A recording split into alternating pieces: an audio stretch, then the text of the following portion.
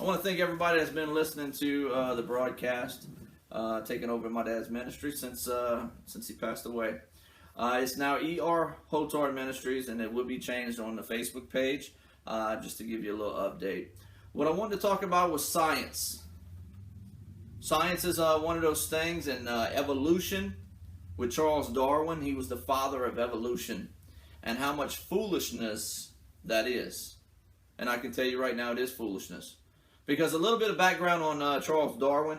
Charles Darwin married his first cousin. He came from a bunch of inbred people. His family history was a bunch of inbreeders. And when we know that, you have birth problems. He had 3 children that died before the age of 10.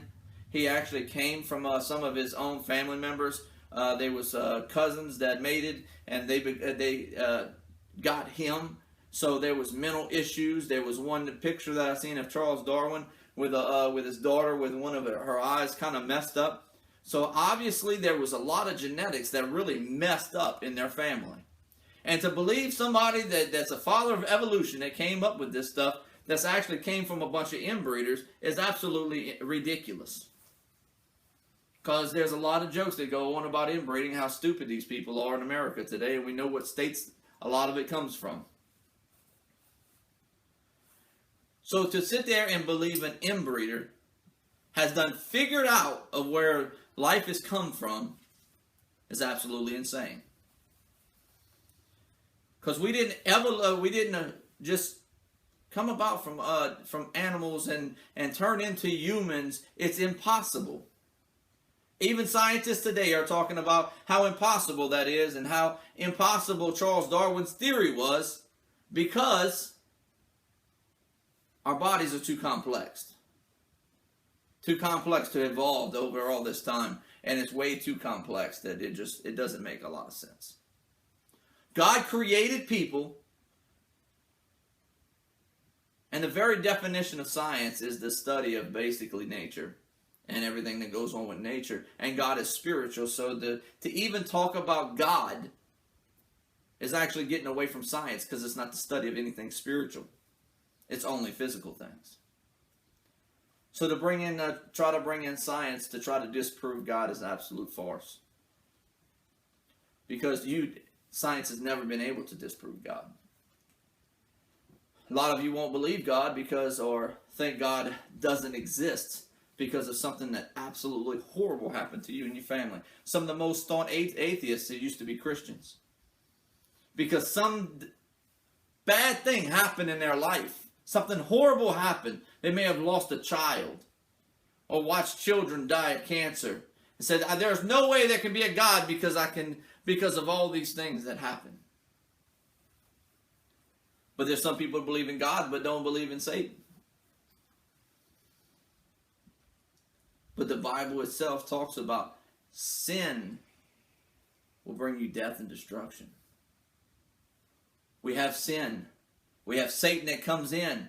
And we don't live by the Word of God. But we expect God to just come in and save us all the time when we're not living our lives right. This book right here should be our instruction manual. We have churches right now, and my dad always preached, and I believe this 100%, that a church should not be a place like a funeral home. When you come in, you almost destroy people when they're coming in looking for help. But it should be a hospital. It should be a hospital. My name's Eric Robert Hotard. We're doing ER Ministries for a reason. Because I'm bringing you something that you need immediately. Something that's quick. And God, you need God. There's so many things out there. So many people that has died and seen heaven, has came back after being gone for 20 minutes. I can see, if you want to say it's something in their brain that goes off and there's something that's expelled in their brain that makes them hallucinate. I understand, but if it's a couple minutes, but people's been dead for 20, 30 minutes, has came back just fine and has talked about heaven, talked about hell, and has seen them both. That right there is witnesses. There's enough witnesses. And when you have enough witnesses, you can absolutely get somebody in the court of law, and it can be considered fact by eyewitnesses. We have eyewitnesses for the gospel, but we don't have any eyewitnesses against Jesus, against God himself, because they can't disprove it. Thanks for listening. Share this video. We're going to come to you each and every week, and I'm going to just try to be a willing vessel to what God tells me to preach, and I'll be here. Why don't you share this video? Thank you.